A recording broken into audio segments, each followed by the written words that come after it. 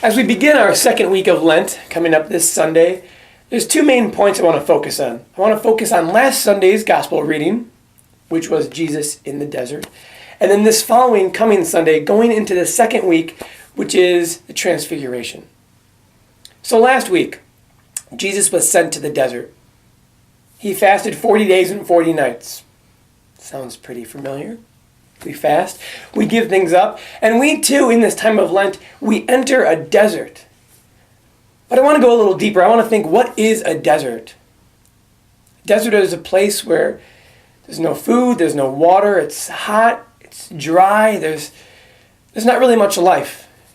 And so I think sometimes in our lives, a lot of the time, we feel like we too are in a desert. Maybe because of the things we've given up. Or maybe we're in a desert because we've lost a job, we've lost a loved one. Maybe we just feel very alone, like Jesus did in the desert. He was alone.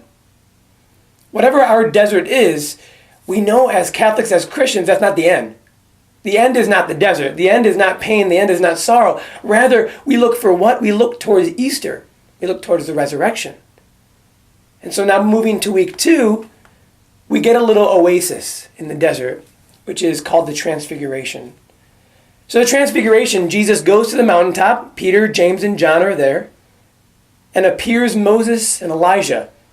And Jesus, his figure is transformed, and his face is like the sun, and his clothes are dazzling white.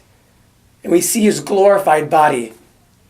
And that is showing the truth of the resurrection, of what he will be, of what the truth is. And so as we go in this desert of life that we feel so often, remember that you will receive that oasis of truth, of happiness, of love, because the desert is not the end. And we probably feel like we're in a desert, but the desert is not the end. The end is happiness. The end is joy. The end is heaven. The end is perfect peace. So how do we get to the end? How do we get this oasis? Stay close to the cross. And when you feel like you're in the desert, when you're alone, when you're sad, when you've lost somebody, when you've lost a job, when you're just in this desert, join Christ in the desert. Be with him. Pick up your cross. Follow him to the Easter time. Follow him to the resurrection. And remember, if you stay close to him, he will give you an oasis of joy, of consolation, and a glimpse of heaven.